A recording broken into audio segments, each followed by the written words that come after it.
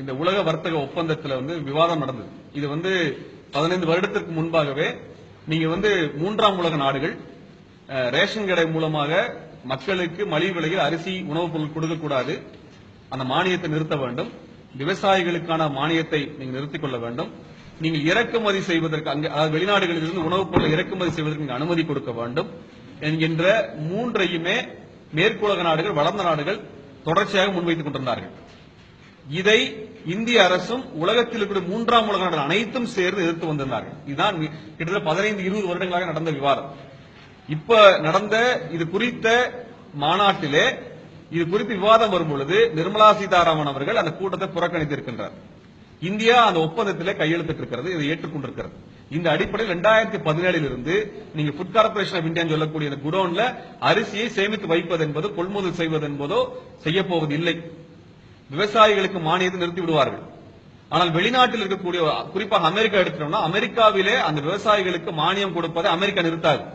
ஆனால் நீங்கள் இங்கே இருக்கக்கூடிய விவசாயிகளுக்கு கொடுக்கக்கூடிய உர மானியமோ நீங்கள் மின்சாரம் சார்ந்த மானியங்களையோ நிறுத்த வேண்டும் என்பதை இந்திய அரசு ஒத்துக்கொண்டு வந்துவிட்டது. அது மட்டுமல்லாமல் இங்க ரேஷன் கடையில 2017க்கு பின்னாடி உங்களுக்கு அரிசி எல்லாம் கொடுக்க போறது இல்ல. நீங்க அரிசியை பொது சந்தையில வாங்கிக்கணும். ரேஷன் கடையில உங்களுக்கு தரக்கூடிய அரிசிக்கு பதிலாக உணவுப் பொருட்களுக்கு பதிலாக பணமாக உங்களுக்கு கொடுக்கப்படும். எப்படி கேஸ் மானியத்தை கொண்டு வந்தாங்களோ அது போல மானியம் கொண்டு வர போறாங்க. இதுதான் இதுக்கான ஆதார் அட்டை கொண்டு வரப்பட்டிருக்கிறது. இதற்கு பிறகு ஏழை எளிய மக்களுக்கு குறைந்த விலையில் இது அரிசி கிடைப்பதற்கு வாய்ப்பு கிடையாது.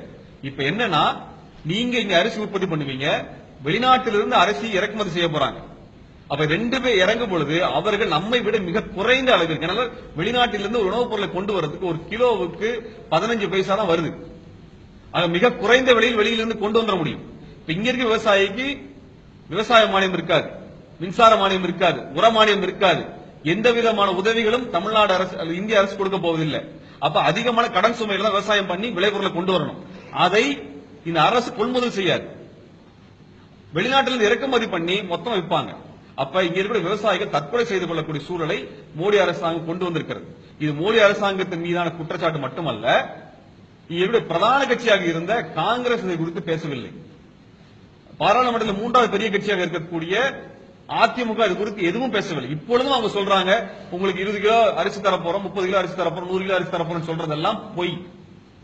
அந்த சட்டம் கொண்டு வரப்பட்டிருக்கிறது, அதை எதிர்த்து இவர்கள் பேசவில்லை, திமுகவும் பேசவில்லை.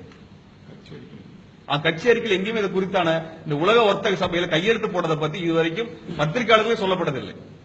மிக ரகசியமாக மூடி மறைக்கப்பட்டிருக்கிறது, மிக ரகசியமாக மறைக்கப்பட்டிருக்கிறது. இவங்க பொது விநியோகத்தை முற்றிலுமாக மூட போகிறார்கள். இதைத்தான் நாங்க மிகப்பெரிய ஒரு ஆபத்தாக, ஏன்னா இதில் இருந்து உங்களுடைய விவசாயிகள், நெசவாளிகள் அனைவருடைய வாழ்வாதாரம் முடிக்கப்பட்டுவிடும், ஏழை எளிய மக்கள்.